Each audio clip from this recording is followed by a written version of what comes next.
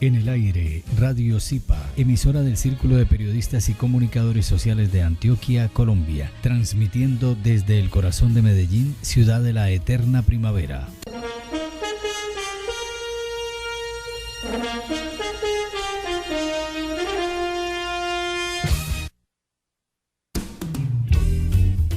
¿Por qué enfermamos? Programa en el que tratamos aspectos de todo lo que implica el bienestar social y humano, cuerpo, mente y espíritu.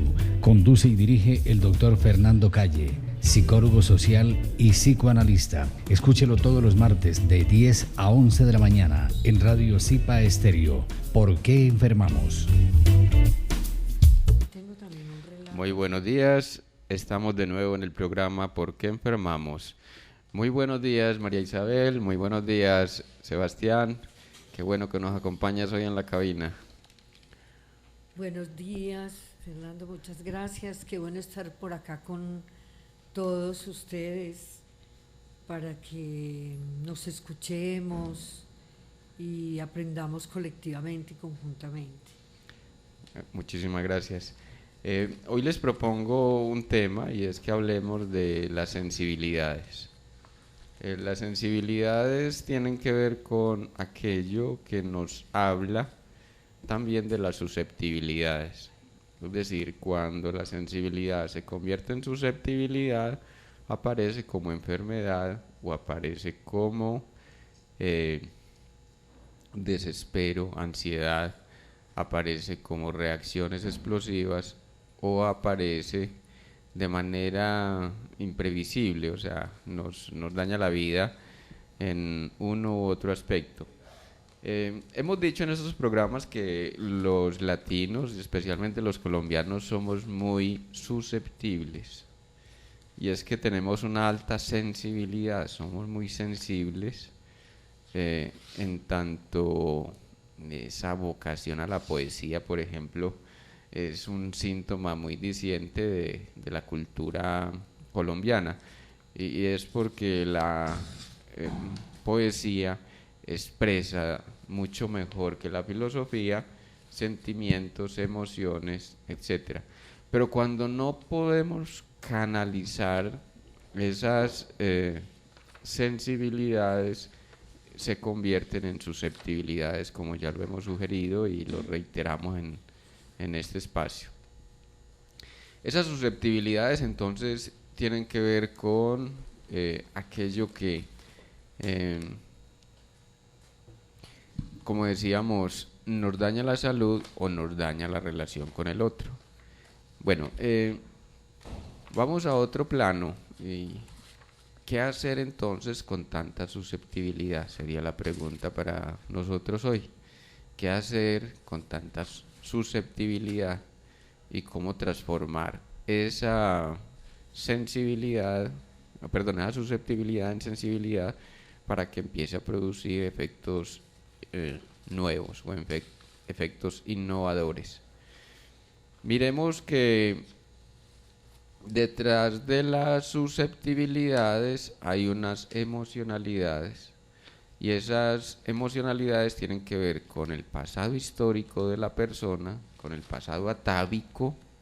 Estamos hablando del pasado atávico como aquello que quede claro de entrada. El pasado atávico tiene que ver con el pasado de las generaciones anteriores, obviamente son anteriores puesto que es el pasado, y tiene que ver con el ascendiente familiar. A ver, ¿qué emociones se han movido en mi familia? ¿Cierto? ¿Qué tipo de enfermedad ha dado cuenta de esa susceptibilidad? Empecemos por decir, y hemos nombrado aquí los diferentes tipos de enfermedad, ¿cierto? Entonces es para que vayamos de entrada a revisar ese historial familiar. ¿Cómo así que es historial familiar?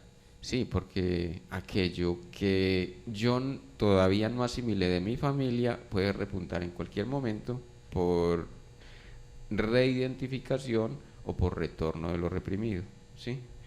Entonces, la idea es que revisemos ese árbol genealógico Si en mi familia han habido mal muertos por violencia, entonces tenemos la violencia como una enfermedad familiar, ¿cierto?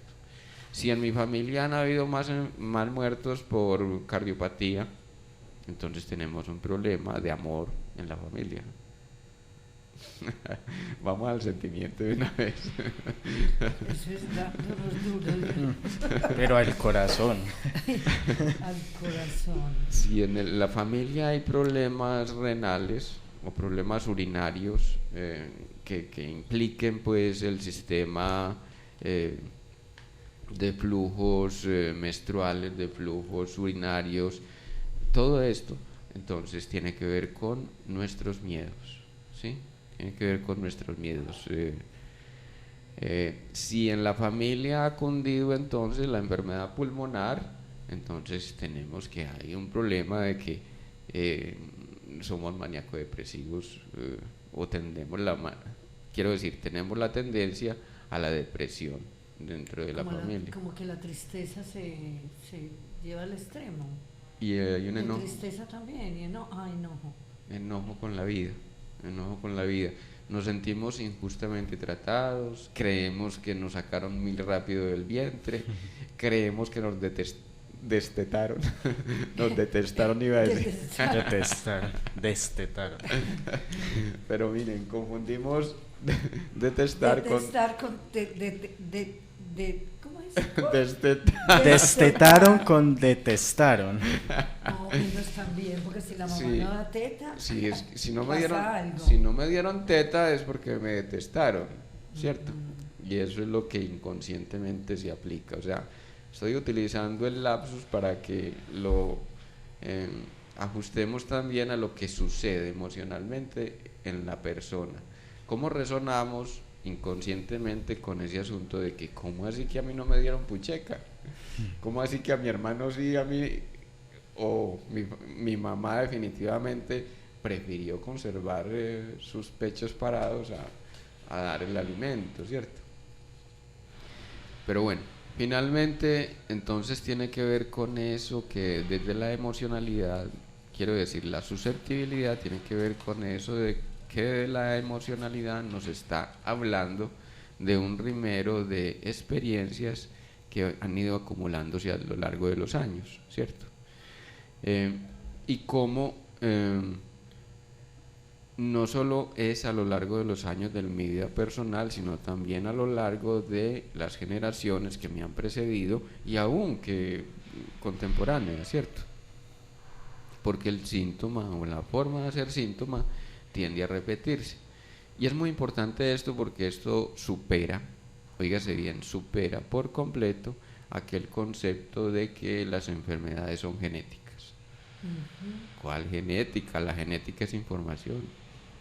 Y aquí estamos diciendo de que esa genética está atravesada por emocionalidades. ¿Qué información estoy asimilando y de qué manera la asimilo? De acuerdo a cómo se identificó mi padre en la relación con su madre, entonces yo voy a adoptar o habrá la tendencia a adoptar el mismo patrón en mi constitución psíquica. ¿Por qué? Porque de alguna manera ya traigo una información que está transmitida por los genes paternos, que obviamente voy a tender a actualizar y que se actualizará. Miren, los genes no son determinantes de por sí, son son los genes en interacción con el medio. Y si se presentó entonces que me destetaron de una manera muy temprana, entonces lo que voy a actualizar en ese acontecimiento es una susceptibilidad que traigo del padre. Sí, mira que pues me parece muy importante el tema pues que nos convoca y con el que has empezado a plantear, porque yo he venido trabajando como algunos asuntos que tienen que ver con el cuerpo y la piel, entonces no necesariamente como desintegrándolo, sino pensando la piel como en los conflictos que identifico desde mí misma, los conflictos que identifico desde las relaciones sociales, pero entonces con mi piel y con mi cuerpo, y haciendo conciencia de esa emoción, y a veces porque entro en conflicto con mi cuerpo y con esas relaciones, con ese tipo de relación, conmigo y con los otros. Y en el caso que mencionabas de cómo identifico los conflictos en mi familia y en mi hogar, me llama mucho la atención porque incluso yo planteo que cuando yo identifiqué algunos conflictos en mis relaciones familiares, obviamente me dolieron, pasaron por mi piel, por mi cuerpo, por mi espíritu, me tocó, pues es decir, sentí rabia, sentí angustia, pena, tristeza, rechazo, desolación, cólera. Todo eso pues me llenó y empecé a sentir demasiada nostalgia, pero yo lo digo más como en este momento, como en el momento actual que vivo, porque en mi infancia y en mi adolescencia pienso que hubo una relación muy tranquila, muy bonita, muy amorosa, y una relación muy amorosa de mis padres hacia nosotros que somos 9 hijos. Pero cuando yo te digo esto, lo empecé a sentir fue a partir de la muerte de mi padre y que las relaciones empezaron a cambiar y obvio pues la ausencia de cada uno de la casa, el nido ausente de mi madre y de cada uno de nosotros, y me tocó un poco bajar la guardia y buscar respuestas y explicación como de ese dolor, pero yo lo veía más desde mí más que de los otros, porque yo siempre he sido muy inquieta y siempre me he preguntado y me ha gustado indagar, pero también explicar y comunicar lo que se siente y lo que yo siento.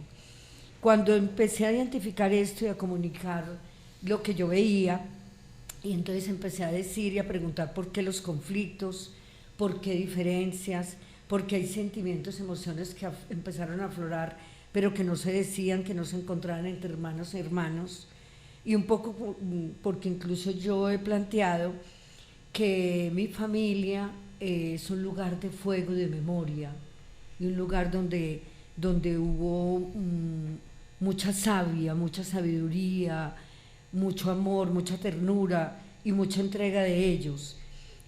Pero empecé a buscar salidas. Entonces encontré que las constelaciones familiares era una posibilidad para subsanar, para sanar, para perdonar, para entender y hablar de ellos, y porque soy la hija mayor, primicia de un amor completo, pero qué me corresponde elaborar, qué me corresponde ayudar, por qué me implico y por qué implico a cada uno en el papel y la responsabilidad de cada uno. Entonces veía que eso tiene que ver con las emociones y los sentimientos y también algunas situaciones de enfermedad pues de mi padre y de mi madre, que pues acabo de hacerlos conscientes con tu explicación. Pues que no sé, pues en este momento es una pregunta para ti. Si mi padre murió del corazón y yo recibí tanto amor de él y yo sentí que había amor y que había mucho cariño y pero demasiada protección de él, porque pues él y sus hermanos y la abuela materna murieron del corazón, y el hermano que me sigue, que es el segundo, también se enfermó del corazón. Entonces, y yo pienso pues que bueno, yo me enfermo de otras cosas, pero porque soy muy consciente, pues no sé si porque soy muy consciente o porque siempre estoy atenta a cualquier síntoma y subsanarlo por medio de la palabra, del acompañamiento, de mirar, pues de mirar qué pasa y qué pasa en mi cuerpo.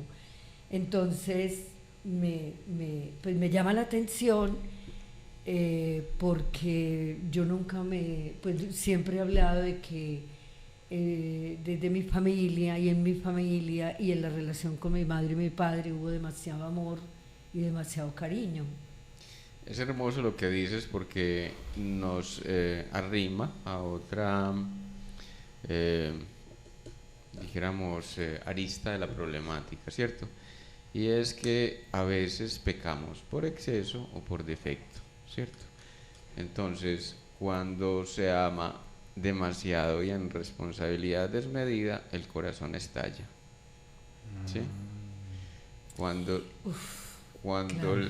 la incapacidad de amar es la que está allí esperando mucho de los otros, entonces el corazón tiende a fallar en el sentido de que empiezan a aparecer secuelas de la flojera del corazón, la flojera amorosa, No, ¿cierto? no, pues es que acabo de acordarme de una frase que mi padre le regaló a mi madre en el día de su cumpleaños, pues digamos como 2 años antes del morir, y es, se me estalló mi corazón Opa. de tanto amarte. Ahí está. Entonces, pues sí, pues, ¿qué más explicación que esa? Hermoso, y Qué venía a belleza. colación. Y él, justo. pues él era escribía muy bello y era muy, pues muy hábil para hablar, pues como de ese tipo, pues de hablar de frases que él sentía y las decía, las escribía.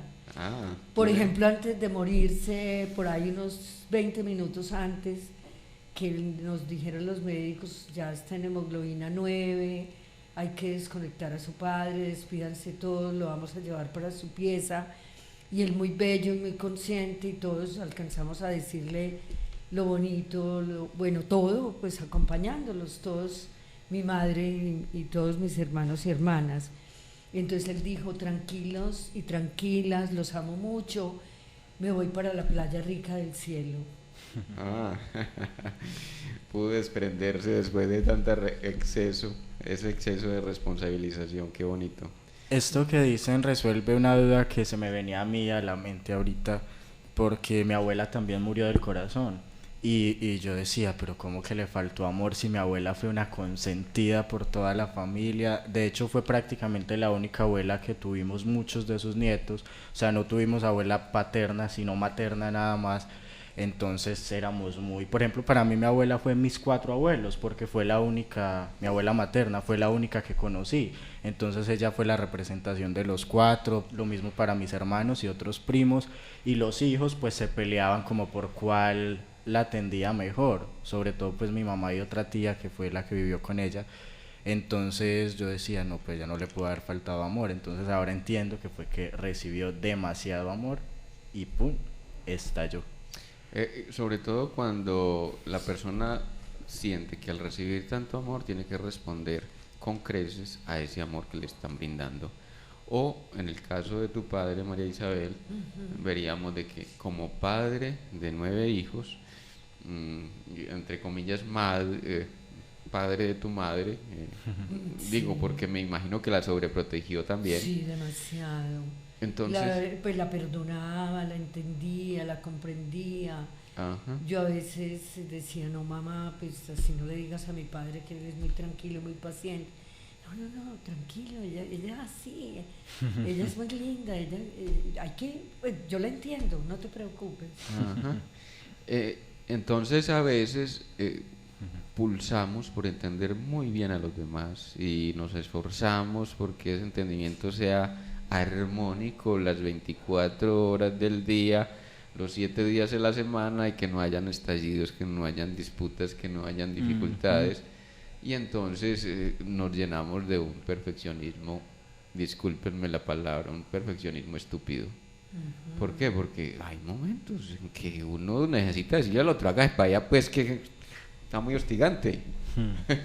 No me quiera tanto, que eso no me deja hacer lo mismo. Sí, pues por favor, pues sí, como abismal a veces la paciencia de algunas personas, por ejemplo la de él, era pues todo el mundo que lo conocía y entre todos, por lo que pasara, incluso situaciones a veces difíciles y graves, él lo resolvía con una risa, o bueno, carajitos, bueno, sigamos pues que no pasó nada. Ajá. Entonces, como tapando el sol con el dedo, pues ahora que veo. Y eso es muy bonito, pues convertir en humor las adversidades. y poder expresar esa inconformidad siempre es ventajoso, porque hay una parte nuestra que se teje en noblezas, y esas noblezas tienen que ser a toda prueba. Y no, yo puedo ser noble también siendo agresivo. La nobleza también está acompañada de agresividad. O sea, poner al otro en su lugar. Hágame el favor, pues, porque es que aquí se pone las pilas o mire a ver qué va a pasar. Ese es un punto que yo debato mucho con mi mamá, porque mi mamá es parecida a como era el papá de María Isabel. Mi mamá se pasa de buena con la gente y bueno, y entonces a toda hora, digamos, le ven la cara. Entonces yo le digo, yo soy muy parecido a usted, pues yo soy muy parecido en la forma de ser a mi mamá. Pero yo le digo, yo soy buena gente, pero yo no soy bobo. O sea, yo no me dejo ver la cara. O sea, yo cuando tengo que aterrizar a una persona, la aterrizo, porque pues tampoco me la voy a dejar montar. Y ella, pero es que uno cómo hace. Y yo, uno sí es capaz, sin necesidad de ser irrespetuoso. Lo hace de una manera calmada, educada, pero no dejársela pues como montar. Qué bueno que traes a colación el ejemplo, porque también quiero pues como ilustrar con otro ya de una persona va a consulta y me dice, es que yo no sé qué está pasando, pero he tenido que poner a esta compañera mía, vive con una mujer, es una mujer y vive con una mujer. De lo íntimo pues no hablemos. Eso ya es cosa de ella ya. Como dijo el borracho, que se acomoden como puedan.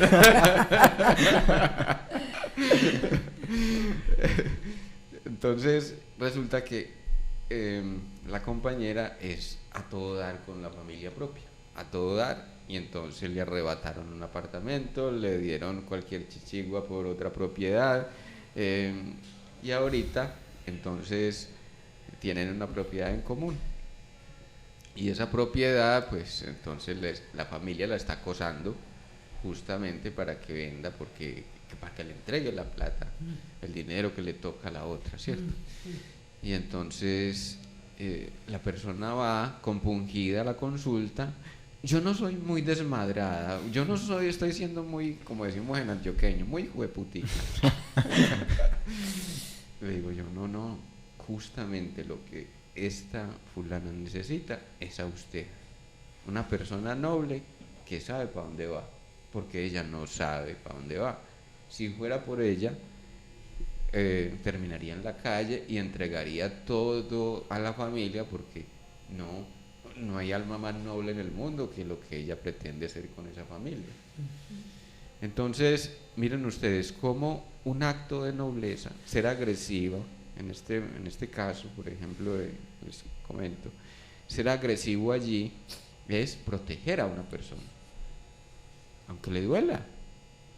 Está protestando porque no le dan su no joda, le estoy descuidando, yo estoy cuidando sus intereses. Entonces lo que le hacíamos ver a la persona en el trabajo terapéutico era que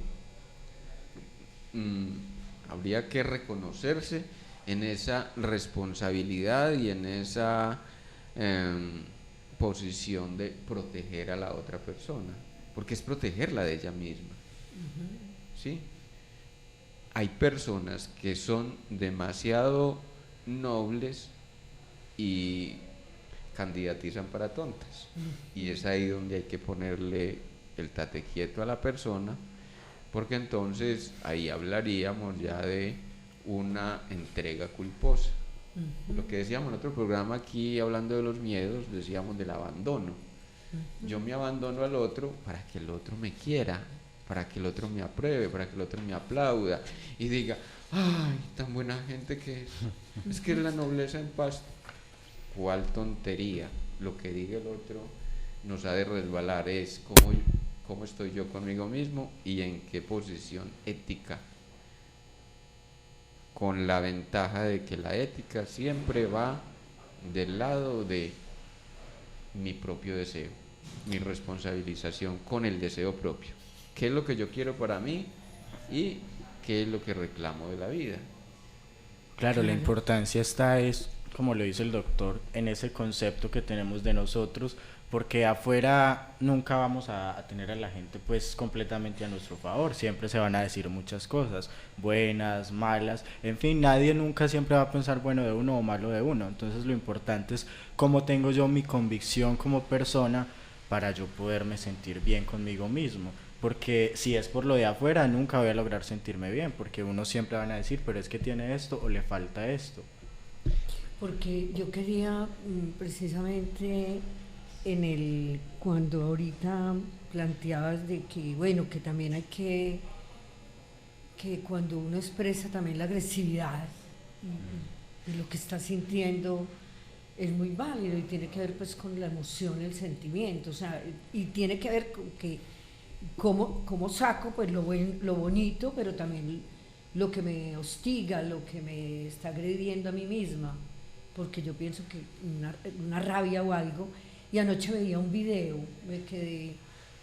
largo, me lo enviaron por Face, no recuerdo exactamente el nombre, pero se relaciona precisamente, es de un hindú, y hablaba de cómo era tan importante sacar el odio, el resentimiento, la agresividad, decirlo, expresarlo, sentirlo, que no era negativo, que el ser humano era integral, pues, es decir, el ser humano sentía, es decir, los sentimientos no eran la lista de las bondades, y las emociones, sino que también la lista de eso que está en el medio, pues el malestar de la cultura, y que estamos impregnados también de todo eso.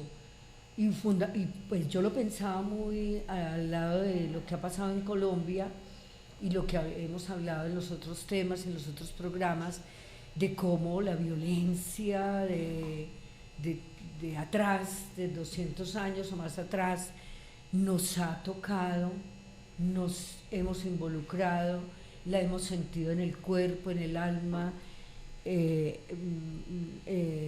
hemos sentido todo eso y nos hemos involucrado, pero también nos ha afectado.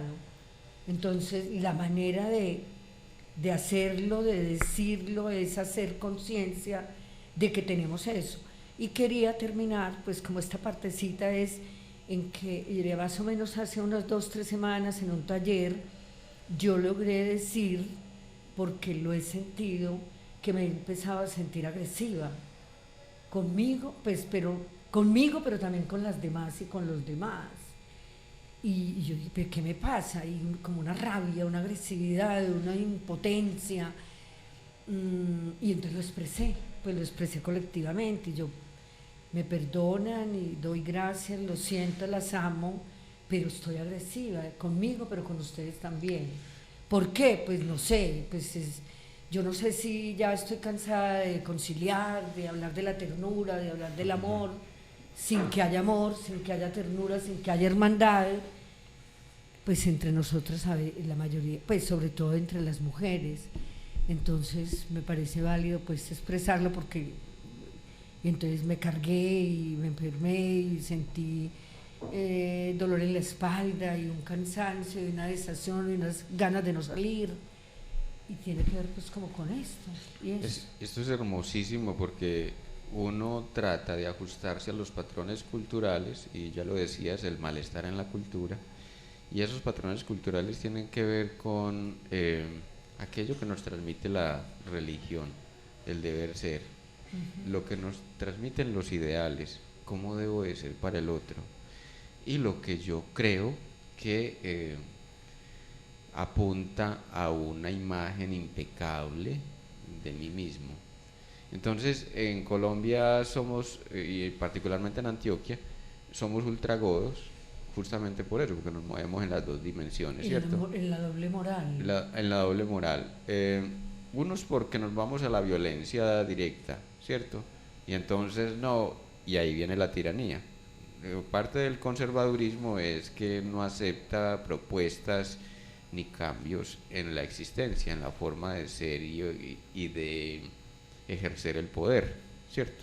Entonces, los que ejercen el poder se lanzan ristre contra todo aquel que no se le acomoda a sus pretensiones amorosas, ¿cierto? Es que yo lo quiero mucho y lo voy a cuidar. Y si no se deja cuidar, entonces le doy un porrazo, le doy un planazo. Ahí entra porque te quiero, te aporrio. Y entonces es que yo lo voy a moldear a usted, le dicen los padres a los hijos. Lo voy a moldear así sea a punta de juguete. Es que me tiene que obedecer, es que usted se va a salir perdiendo en la vida. Bueno, y la otra parte, que es el otro extremo, ultragodismo, o sea, quiero decir de que si nos situamos en los dos extremos, entonces producimos un efecto que es el promedio social establecido. Una sociedad violenta y una sociedad abusiva, como la que tenemos en Antioquia, ¿cierto? Dicho sea de paso, hay un correlato hermosísimo en las violencias en Colombia. El 30% de los muertos de la violencia en Colombia los pone Antioquia. Sí. El 30% de los hogares en Colombia, tienen asuntos de violencia intrafamiliar. El 30% de los hogares en Antioquia tienen problemas de violencia y abuso infantil. O sea, no solamente se les abusa sexualmente, sino que también se les abusa agresivamente. Eso es una correlación terrible y bueno, importante para lo que estamos hablando. Exacto, y es para examinar y mirar los patrones que estamos llevando a cabo. Entonces, ¿qué pasa? Reprimo la agresividad y la detono con el más débil, con el más sensible. Y entonces viene lo que decíamos ahora de los solapados que somos, ¿cierto? Entonces, en un lado nos comportamos como los más queridos, los más buena gente, y en otro lado sacamos toda la hostilidad. Ojalá y maten esos hijos de puta. Sí, es real. Ojalá y los maten, es que no merecen otra cosa. Y en la vida cotidiana, no, esa persona como es de santa.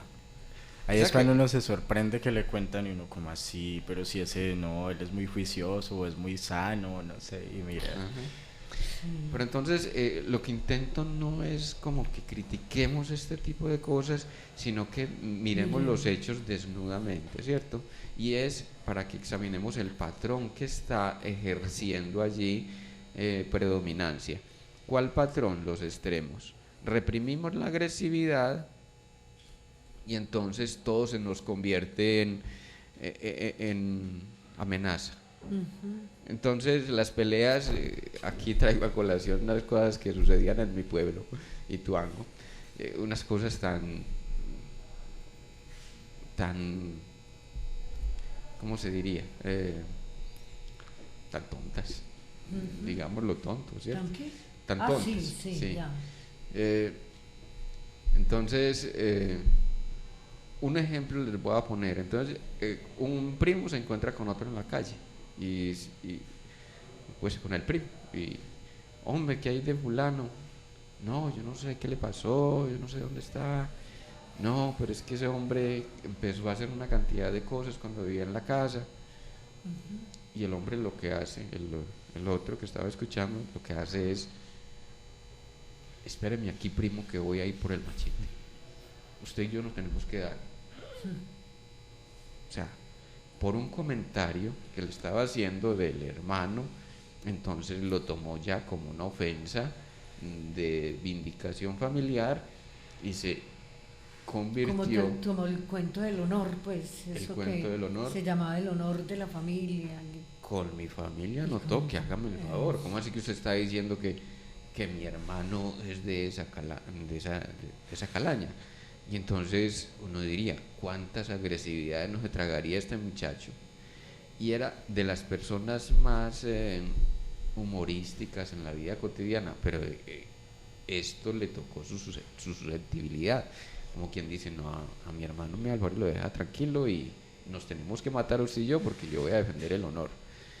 Y entonces estoy hablando de una suerte de susceptibilidades y era notorio. Entonces resulta de que el alambrado pasaba a 2 metros del camino, y entonces resulta que el vecino lo tiró 2 metros más abajo y desvió el camino. Entonces ya el otro vino, no, hay que matar a este güey por cuantas, porque, ¿cierto?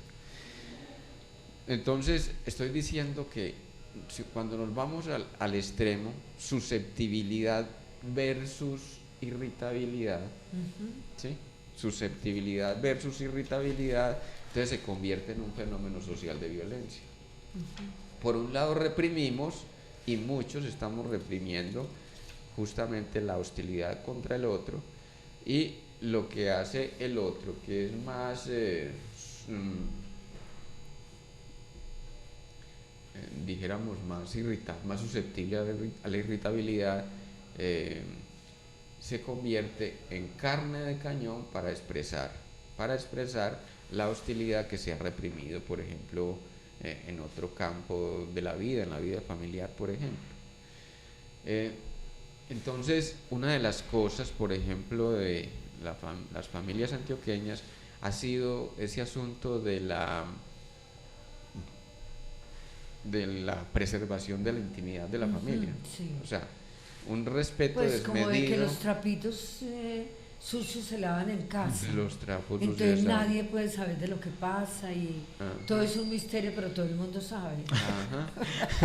Sí, pues en los pueblos, en los lugares, en las y hasta en la comunidades. ciudad se ve Sí. eso. A esa niña la abusó el papá. Todo el mundo sabe que la niña andaba gareticas por un tiempo, ¿cierto? Discúlpenme que hable así. El término. Como tan gráfico, pero tan real en este momento. Y la gente percibía lo que estaba pasando ahí, pero nadie dijo nada, porque son problemas que hay que respetar, ahí son de la familia, y aquel que se metiere a denunciar, entonces, ¿qué han hecho las madres muchas veces? No, es que me tienen envidia, no, es que me quieren atacar a mi marido, no, es que... Bueno, ahí suceden una cantidad de cosas. Lo que intento nombrar con esto finalmente es una forma de ser del pueblo antioqueño que ha desatado unas formas de violencia, porque también hay otra cosa muy, muy delicada que les voy a comentar en las violencias antioqueñas, y es que hay demasiado hacinamiento. Y por eso pues lo de los incestos, la violación del padrastro, del padre, de los hermanos mayores, tíos. Pues tiene que ver con el hacinamiento y mucha gente, pues, en las viviendas, en la convivencia. Exacto. El hacinamiento trae 3 efectos perturbadores para la vida social, muy potentes, delicados. 1, el abuso sexual, pues el roce sexual, lo que se da ahí, el calentamiento del cuerpo a cuerpo, durmiendo. Pues es como lógico, entre comillas. Pues. 4 o 5 durmiendo en una cama y en esa incomodidad. Entonces, bueno, eso genera perversión, abuso sexual y hostilidad. Por un lado te quiero, pero por otro te aporrio. Como no puedo estar contigo sexualmente, eres mi hermana, entonces peleemos. Es otra manera de realizar la agresividad entre los dos. Busquemos motivos de pelea. O el hermanito durmiendo con el otro y suceden roces sexuales, pero como no pueden cristalizar en una descarga, entonces se buscan en el día para golpearse, darse machete, generar inquinas. Y es impresionante, esto es un dato adicional, no lo digo yo, lo dice medicina legal. La mayor parte de las muertes violentas, los índices de muertes violentas y de heridos se producen el Día de la Madre o el 31 de diciembre en Antioquia. Sí. Y son días de fiesta familiar. Es cierto. Sí, de hecho ahorita el 31 de diciembre yo conocí un caso de un joven de mi edad y fue asesinado, y muchas personas supieron quién lo asesinó, pero ahí retomando lo que hablábamos ahorita, se quedaron callados por miedo a meterse en cosas, pero entonces eso fue algo que supuestamente nadie habló, pero fue comidilla por todo el sector, y fue precisamente el 31 de diciembre, sumando a lo que estamos hablando, y fue en una reunión familiar. Ajá. Entonces se encuentra el primo resentido con el otro primo, se encuentra el hermano resentido con el otro hermano, y generalmente son resentimientos que vienen de allá, de que a usted le dieron más y a mí me dieron menos, a usted le dieron la teta, a mí no me la dieron, usted se acostó conmigo, usted me sedujo, cosas por el estilo. Yo quiero hacer una pregunta, ¿por qué esa reparación? Lo digo, por ejemplo, en el caso de nosotros somos 3 hijos, yo soy el menor de los 3 y 3 hijos hombres. No, 2 hombres y una mujer. Ya. Y yo soy el menor y resulta y sucede que mis hermanos mayores siempre son reclamándole a mi mamá, pero usted ¿por qué con él? ¿Por qué con él? ¿Por qué con él? Porque mi mamá me parece que ha sido muy buena madre con los 3, sino que aparentemente fuera mejor mamá conmigo, y entonces ellos dicen, ¿pero por qué? ¿Pero por qué? Resulta que yo entiendo de pronto un por qué. Mis papás se separaron cuando yo tenía 9 años, y el único que ha vivido toda la vida con la mamá he sido yo. Los otros 2 decidieron irse con el papá. Entonces de pronto en ella sí hay un apego más hacia mí porque he estado toda la vida con ella. Pero si yo la analizo en cuanto a ayudas, en cuanto a todo, yo he visto que ella ha sido como muy igual con los 3, pero ellos como que no ven eso, sino que ellos ven. Y la otra cosa es que yo soy, como decíamos ahorita, de los hostigantes, yo soy meloso, y mi mamá y yo nos expresamos ese amor así, con esa melosería, mientras que mis 2 hermanos no son melosos. Entonces yo creo que realmente eso es lo que ellos ven, y tal vez ella sí pueda sentir un poco más de aprecio, pero no tanto como para que ellos le reclamen, porque por ejemplo a mí en ocasiones me molesta, porque yo digo, pero ha sido buena mamá con los 3, o sea, a los 3 nos ha ayudado, a los 3, en fin, o sea, ella pues prácticamente en muchos momentos ha sido madre y padre para los 3, y aún ya que los 3 somos mayores de edad, y ella sigue ahí pendiente. Están mencionando lo que hace la diferencia entre la gratitud, ¿cierto? La gratitud y la falta. Cuando yo me vuelco a la falta, por algún lado le encuentro el pero a la realidad. No, que es que este calor, que es que está lloviendo mucho, que es que antes llovía menos, que es que los tiempos anteriores, que los cambios climáticos, que dónde está la primavera. ¿Dónde estará mi primavera? Cortesía de Miriam Hernández, por favor. Y resulta que la primavera era una prima de apellido Vera. Tonterías de uno. Finalmente, esa belleza de la diferencia entre la gratitud, y con esto les estoy dando una clave para que también entendamos de que quienes aprenden a vivir en gratitud, entonces obtienen mayores beneficios. El que está viviendo en la falta, por algún lado le llega el arroz con la cucaracha incrustada. Por algún lado le cae el mosco en la leche, por algún lado llega alguien que le empuja, por algún lado alguien le hace mala cara. Hombre, y si estoy volcado hacia afuera, entonces yo veo la falla por algún lado. Es que tengo que verle la falla a la situación, y es que no resisten la vida tan perfecta, no resisten la realidad tan hermosa, pues tan llena de exquisiteces, tan llena de exquisiteces. Que haya una relación pues amorosa, de humor, de cercanía, como todo eso. Y yo pienso también, ¿sabes? Pues, o sea, que como lo de la parte empática, la empatía, a mí me parece que eso, pues en las familias y entre los hermanos, las hermanas, la mamá y el papá, también hay empatías o desempatías, pero también se pierde mucho como la objetividad de la empatía, que es normal un poco pues con lo que tú explicabas, pues es lógico si estás más permanentemente con tu madre, hay una relación más cercana, de más confianza, no hay tanta distancia, pues es de una lógica de la convivencia. Entonces me parece, pero que de todas maneras esa empatía, qué bueno recuperarla. Y esa empatía radica, permíteme Sí. ahí retomar lo que decíamos de la gratitud, porque esa empatía redunda justamente en la gratitud. Si yo te doy un abrazo y me siento bien recibido, en adelante yo voy a querer repetir ese abrazo, porque siento que hay alguien que lo recibe. Pero si alguien me recibe el abrazo y por allá como yo ya me voy a medir para el próximo abrazo, ¿cierto? Te traigo un confite y entonces un dulce, pues, para que hablemos en idioma universal.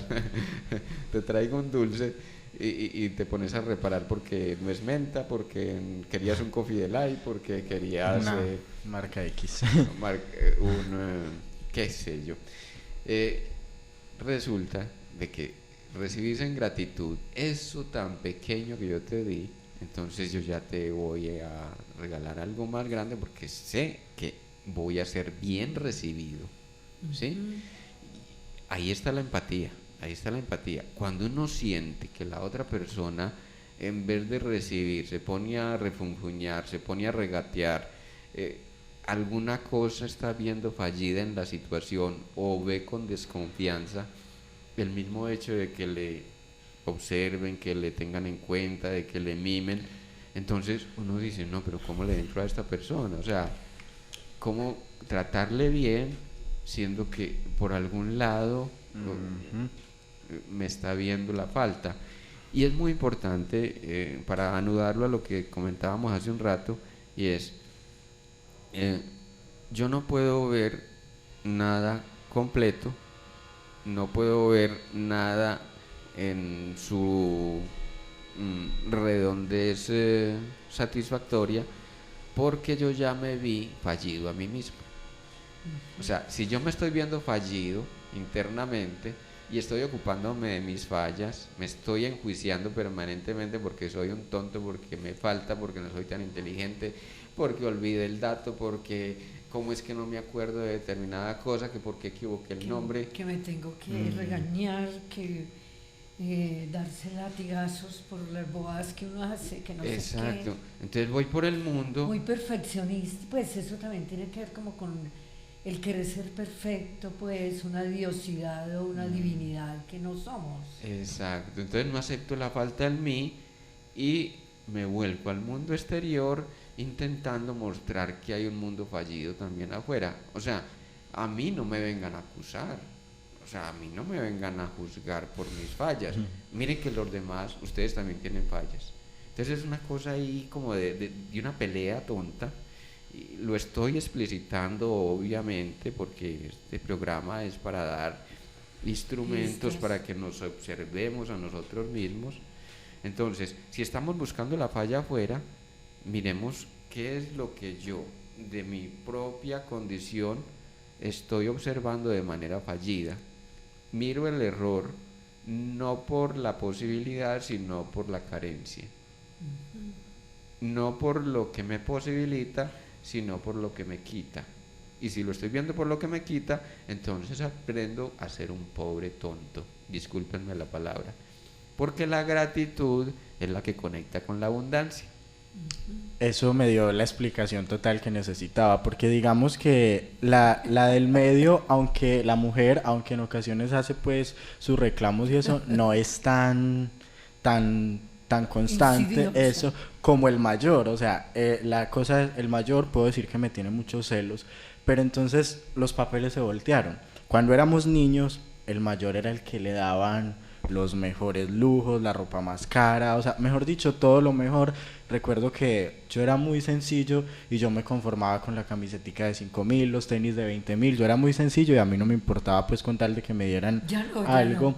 Yo me volví, fue cuando crecí, sí, cuando crecí fue que me empecé a volver más, pero ni siquiera exigente directamente con mi mamá, sino conmigo mismo, porque yo mismo soy el que me compro pues las cosas que quiero y toda la cosa, eso.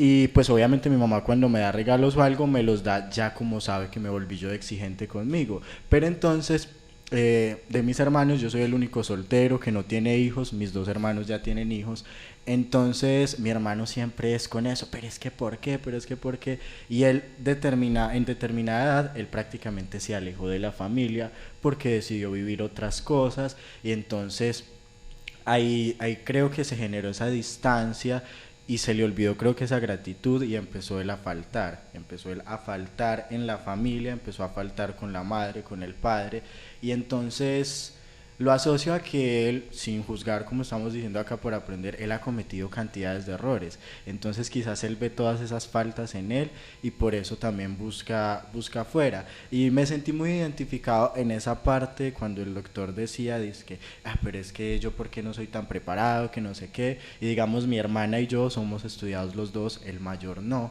entonces ya uno empieza como a identificar. Pues pero también las diferencias. Claro, empieza uno a ver como todos tenemos oportunidades distintas, exactamente, vivencias distintas. Exactamente, entonces ahí analiza uno el porqué de su actitud ante las diferentes situaciones y me parece muy chévere esa parte que decían de que cuando estás en gratitud te vienen cosas muy buenas, porque yo puedo decir, listo, me han pasado cosas malas a mí, pero quizás ha sido por otras reacciones, otras situaciones, pero sé que gracias a la gratitud también he recibido cosas muy buenas, porque creo que esa gratitud la tengo plasmada desde el hogar, o sea, tengo gratitud con mis padres, gratitud con mis maestros del colegio, de la universidad y de las diferentes cosas por las que yo he pasado.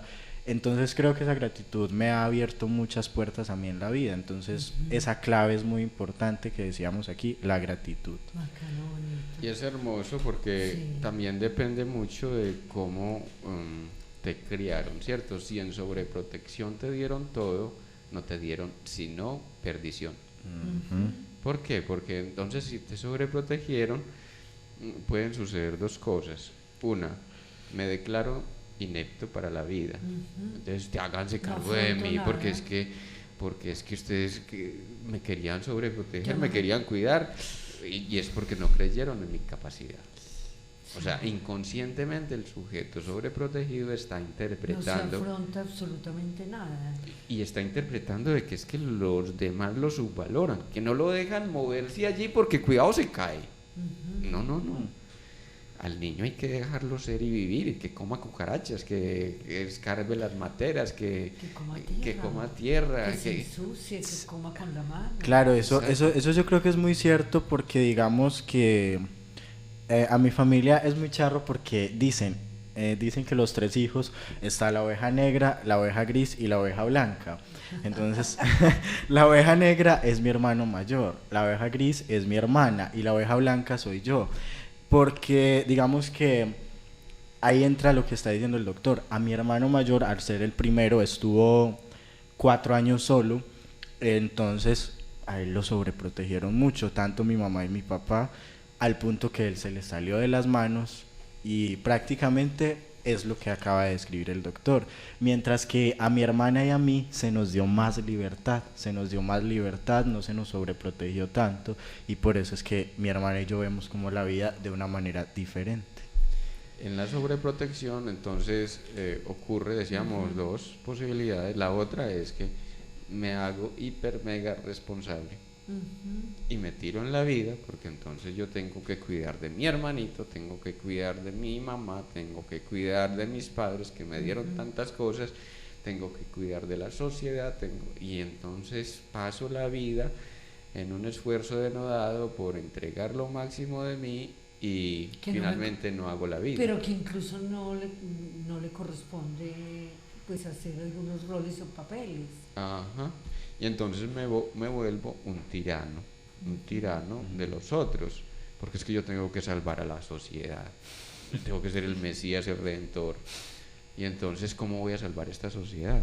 O sea, si la sociedad está tan jodida, ¿cómo les voy a arreglar el problema? Y soy yo, porque es que a mí me dieron lo máximo. Y como me dieron lo máximo, entonces yo tengo que entregar lo máximo. ¿Qué es lo máximo para la familia? Resolverle los problemas. ¿Qué es lo máximo para la sociedad? Resolverle los problemas. Entonces entro en una cosa, en una perdición absoluta, porque finalmente me extravío en mi sentido espiritual, en tanto la compasión aparece como lástima. Mira que estuve leyendo el libro Al interior del cosmos y me estaba acordando de eso y iba a decir algo, pues Sí. porque yo pienso que en ese viaje al interior del cosmos que tú haces, Fernando, y me pareció pues bellísimo y lo empecé a leer de a poquitos. Al principio pues me tocó, entonces lo dejé, pero ya dije todas las noches, bueno, y hasta que lo terminé de leer. Entonces quería como hablar de eso, que el viaje al interior del cosmos me parece que es el viaje también hacia el interior de uno mismo, de Ajá. una misma, que le toca pues escudriñarse, revisarse, mirar primero todo lo bonito, porque yo iba a decir algo con lo que se estaba planteando, es que la mayoría de las veces cuando nos dicen pues quién soy yo, o cómo te defines, o qué piensas de ti mismo, la mayoría de las personas empiezan por lo negativo. Yo soy irónica, a mí me da rabia, yo siento odios. Pues, entonces yo me acuerdo que yo hacía un ejercicio en desarrollo humano, en una cátedra de habilidades, de reconocerse a usted mismo, a usted mismo, desde el desarrollo humano suyo. Entonces empiece por sus cualidades, que es lo bonito. Entonces cuando yo te expresaba del viaje hacia el cosmos, o hacia el interior del cosmos, y el viaje hacia uno mismo, entonces buscarse todas esas particularidades bonitas que amas de ti misma, que amo de mí misma, que me reconozco y que posibilito pues la belleza, porque el viaje hacia sí misma y el viaje es un viaje hacia el amor de sí misma. Discúlpame que lo diga y lo voy a decir aquí de una vez por todas. La psicología, esa es la psicología positiva. Esa es la psicología positiva y es peligrosísima. ¿Por qué? Porque no te enseña a ver las falencias como una oportunidad. Te enseñó a ver las falencias, lo que criticas de ti misma o de ti mismo, como aquello que me degrada, aquello que me condena, aquello que es lo más aberrante de mí mismo. No, claro. Y entonces me estoy viendo, discúlpame María Sí, Isabel, porque esta era la primera parte. Espere, yo les cuento la segunda. Pues yo sé que sí, pero me parece chévere que lo mencione. Déjame terminar la idea. Porque es que uno no tiene eso todo bello. Exacto. Entonces, Claro, miren, no la es bella diferencia. solamente. La diferencia entre la psicología positiva y el psicoanálisis es que la psicología positiva omite lo negativo. El psicoanálisis se sirve de lo negativo Claro. para ayudar. Lo que hemos dicho aquí, en tu debilidad está tu fortaleza. Claro. Qué pena que yo te interrumpí ahí. Pero No. bien, porque pues se trata de no, es decir, de no ausentarnos del objetivo. Ajá. Y de mirar por qué enfermamos, o por qué la situación emocional y de los sentimientos y de las miradas hacia nosotras mismas o nosotros mismos nos ayudan a reconocernos. Entonces, pues la segunda parte, lo que pasa es que yo quería como acercarme ahí Sí, gracias. a mirar esto, porque Gracias por la tolerancia. No, y es pertinente, y es porque de todas maneras, cuando yo contaba ahorita, me sentí agredida y me siento agredida, pues eso es lo horrible de uno, pues porque uno casi nunca lo dice. Pues siento rabia y sentí odio, ¿y por qué? Pues sentí ganas de matar, con el ejercicio incluso del video de anoche. Siento ganas de matar y he sentido ganas de matar muchas veces, y he sentido odio muchas veces y me he desgarrado muchas veces, porque me posibilita, y esa parte es la posibilidad de enfrentarme como guerrera y enfrentarme y esos son los maestros, el Exacto. pinche tirano, Eso. lo duro, lo difícil, lo áspero, como yo decía en un poema. Y es hermosísimo eso, y lo quería resaltar incluso ahora que lo mencionaste por primera vez, porque es justo lo que hacemos, ¿cierto? Una cosa es ser agresores y otra cosa es ser agresivos, ¿cierto? ¿Qué es ser agresivo? Saco a relucir mi disconformidad, mi hostilidad y la pongo a trabajar a favor. Y es ahí donde decimos, no es que vamos a declarar la gratitud perpetua y total para la humanidad. No, ¿cómo conquisto la gratitud? Porque por más agradecidos que vivamos en la existencia, siempre hay algo, una queja sobre nosotros mismos, una queja sobre el otro, que es referente de mi propia queja, de mi propio vacío. Y esto es de una solidez absoluta, porque justamente es agradecer de la vida hasta un planazo, hasta un machetazo. Todo es un aprendizaje. Si me llegó es por algo. Todo eso es el aprendizaje, lo que necesitaba aprender. Mira que precisamente en eso yo expresaba en un ejercicio de la primera piel de cómo identifico conflictos de mí misma. Entonces yo decía, soy imponente, soy obstinada, hasta en la forma de hablar, inconscientemente eso me vuelve ansiosa. Entonces yo me pregunto, ¿qué es lo que escondo detrás de mi ansiedad? Tengo miedo de estar rechazada o abandonada, de estar ridiculizada o de engañarme o de engañar desde la palabra pues bonita, porque uno con la palabra bonita a veces es encantadora de serpientes. Entonces tengo reticencias a soltarme, a decir conscientemente lo que siento, que escondo conscientemente desde cualquier emoción, porque siento que hay orgullo, y ese orgullo a veces es miedo a ser yo misma o a mostrarme como soy yo misma. Qué maravilla. Este documento se titula, ¿quieres darnos el nombre para que cerremos? Es un documento de los conflictos de la piel y del cuerpo, y los conflictos que yo identifico desde mí misma. Es la primera piel. La segunda piel es qué percibo en la forma de vestir, en mi estética de mi cuerpo, el temperamento mío, mi carácter, cómo entra en conflicto con los demás y qué expresan los estereotipos creados. La tercera piel es cuando identifico conflictos en mi familia y en mi hogar. ¿Qué pasa? Lo que pasa fue que fue como la primera parte que trabajé, por lo que tú mencionabas de la genética y cómo la genética pues realmente no es, sino que es una relación desde lo cultural, desde el ambiente. Y la cuarta piel, cuando tengo conflictos en mis relaciones sociales y grupales, ¿qué pasa? Pues cómo también soy parte de ese conflicto, soluciono conflictos o participo en el conflicto, o cómo salgo de eso, o cómo desde la diversidad o desde divertir consensuando o no consensuando armo un conflicto. Y la quinta piel, qué conflictos y violencias del mundo me tocan, si me tocan mi piel, por qué me duelen, no me duelen, pues cómo me involucro, no me involucro. Tenemos que profundizar sobre eso. Les quedamos debiendo la segunda parte de susceptibilidad y sensibilidad.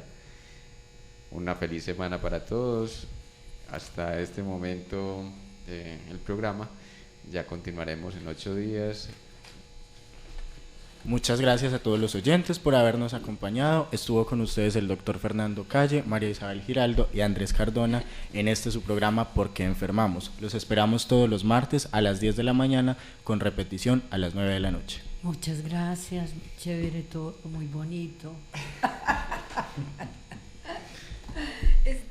Finaliza ¿Por qué enfermamos? Con el doctor Fernando Calle Valencia, programa en el que tratamos aspectos de todo lo que implica el bienestar social y humano, cuerpo, mente y espíritu.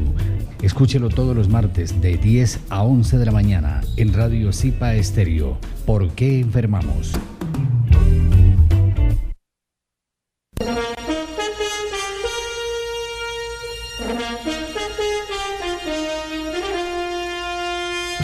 En el aire, Radio Zipa, emisora del Círculo de Periodistas y Comunicadores Sociales de Antioquia, Colombia, transmitiendo desde el corazón de Medellín, ciudad de la eterna primavera.